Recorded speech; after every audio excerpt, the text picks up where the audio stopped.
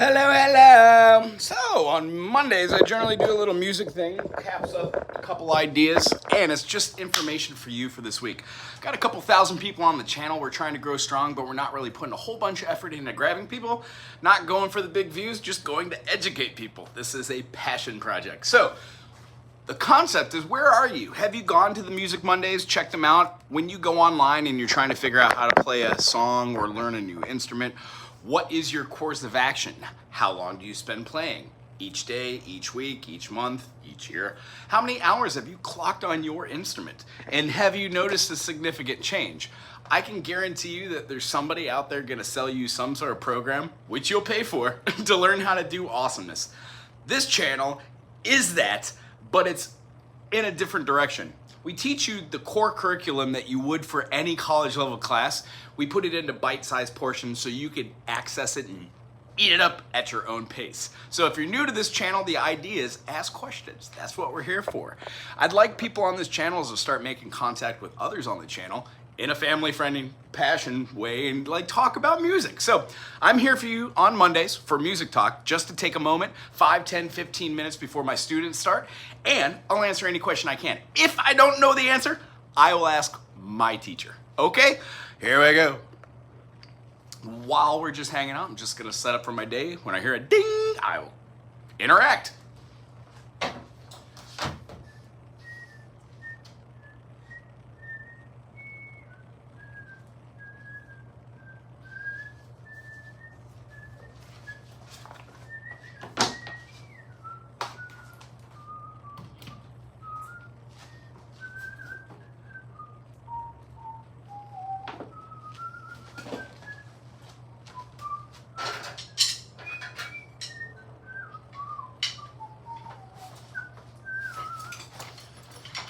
So today I've got a bunch of drum students, which is great, but I've got one right-hander and the rest are left-handers, so I'm teaching the right-hander how to play left-handed and start off some of that crazy ambidextrous nonsense so his left hand gets really strong, and then we're going to switch it over to his dominant hand and then see how he fares. He might stay a lefty drummer his whole life. I hope it doesn't do a disservice. I read up on it. I don't think it will.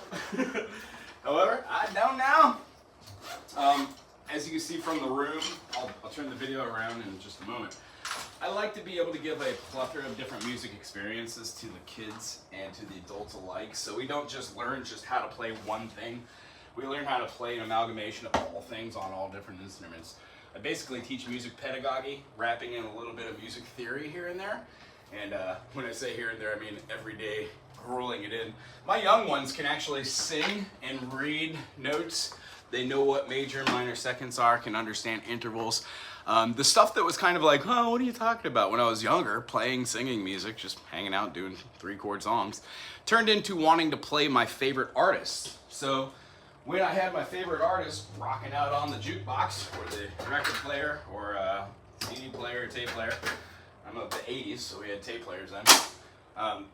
I would listen to it and go, there's no way I would be able to play this. And the long and short of it is, when you practice anything, and you practice it over and over again, as long as the precision and the steps you're taking to play it are based on a little regiment of theory, like on a piano, how to play a triad, how to play an alternate fingering for a triad, and then what triads look like when you just see another triad stacked on top of it. You get 7th chords. It's a concept. When you play it, it seems foreign. When you keep playing it, you're like, oh, this is how you play the piano. You don't differentiate the two. So in the course of action, by just going through all of the chords for all of the instruments I know how to play, it made the whole process a lot easier for each. So learning, all in every scale for the saxophone, E flat sax, and then playing it on piano and associating those notes and like where the fingers go, and then on a ook and a bass and a banjo, blah, blah, blah. It actually turns out that chords and structures aren't too far off. You don't really think about it because it becomes something called muscle memory. And at the end of the day, you walk away with a sense of accomplishment if you have something you want to learn and then you go through the process of learning it. I guess the best way to explain that is to show an example. So when I was younger, I really enjoyed a band, and I still do. I listen to them at least once a week. A band called Yes. Steve Howe, amazing guitarist. One of the concepts that I didn't quite understand was the cage system. And when I heard people talk about the cage system, yeah, sure, it made sense to an extent. You play the same chords up and down the fretboard, but what does that mean? How do I put it into practical application? And then why would I continue to use it over and over and over again and over? And the concept behind that became this. Most of us know how to play a D major. When we see that we can play a D major 7, which just takes away one of the D's in a D major, we've got D, E, F sharp, G, A, B, C sharp, and D. D major, E minor, F sharp minor, G major, A major, B minor, C sharp, diminished. When we go to that C sharp diminished, I teach a lot of my students just to kind of hear the fifth of a chord, play that as a dominant chord. So I'm just gonna go through that and then show you what an actual C sharp diminished looks like. So namesake of this would be D major, then the E minor. We're gonna be able to take that E minor and play it here as a low functioning inversion with the E, B, E, open G for the natural third, flat third actually, but the natural G, another B and then an E. If we take that same concept of D major going to E, we can take the D major, right? We know this chord. We're gonna turn it into a minor. Now this minor, D minor, we're not gonna play it part of the D major scale. There is no D minor with a D major in a scale. However, the shape, whence moved up a whole step, becomes, you guessed it, that E minor. There's a couple different ways that you might want to play it, but this right here, this shape and feeling is present in a lot of chords. It's present in the F major, C major, B7, E major. We use it all over the place. The A minor is part of that. So the shapes are kind of what I teach. When I get students, I teach them how to do downstrokes on the fretting, making sure that they're moving their fingers up and down the fret. I call these spider exercises. I introduce alternating picking, and then I introduce the economical picking when we're moving into like scales and moving into doing rate picking. More of an intermediate thing.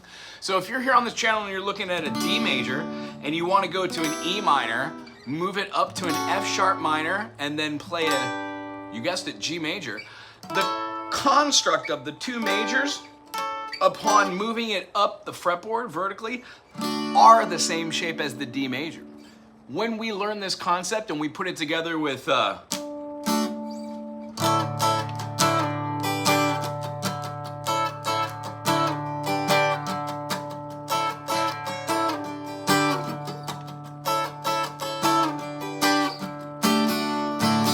it becomes functional. Zeppelin tune. So when we have ourselves finding songs that we know, like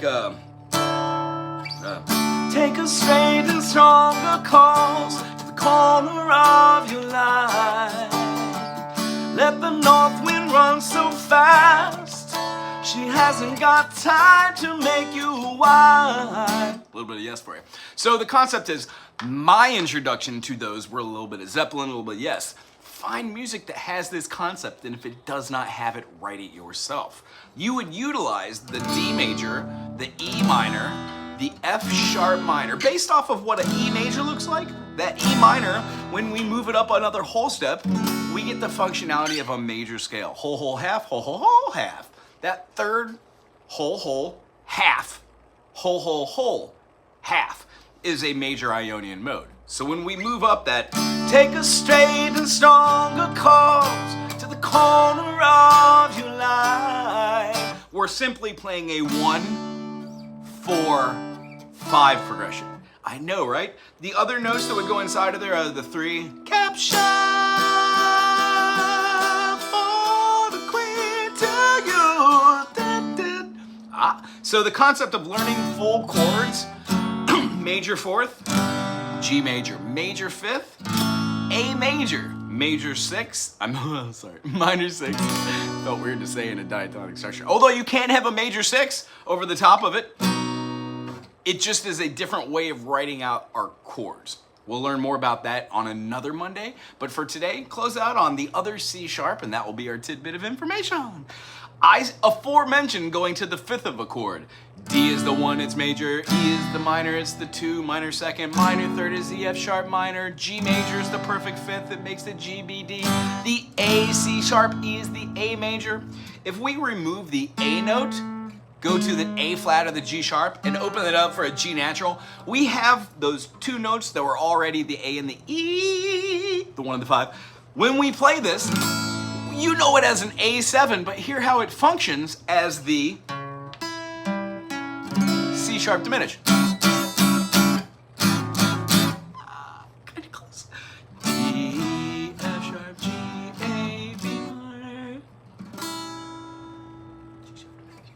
C sharp diminished. So the concept there, you can play an A7 rather than C sharp diminished if you're just learning how to play chords. If it calls for a C sharp diminished, intertwinable. We'll talk about this in another Monday, but I'm gonna leave you on first finger, 4th fret of the A string. It's the 5th string. I'm gonna leave you with the 2nd finger on the 5th fret of the D string. Go all the way up top to the B string with that same fret, 5th. You're gonna put that finger and then wrap that pinky around to play that G string. It's weird, but this should look exactly like a pattern. The same shape that you have for your D, which is why, along with spider exercises, I teach something called teeter-totter, simply taking a finger off, putting one finger where the other one was, one over to there, and then pulling the other one back. This inevitably forms the same chord. When we learn how to play D major in a multitude of ways, and we see it through the eyes of how the fretboard is laid out, this looks like a C major. It is a C major. So if you can play a C major in one fingering, and you can play it in a second fingering, and then utilize your finger as your own bar, you can play anything, anywhere, always. Keep playing. I am, you can. See you next Monday. Aloha.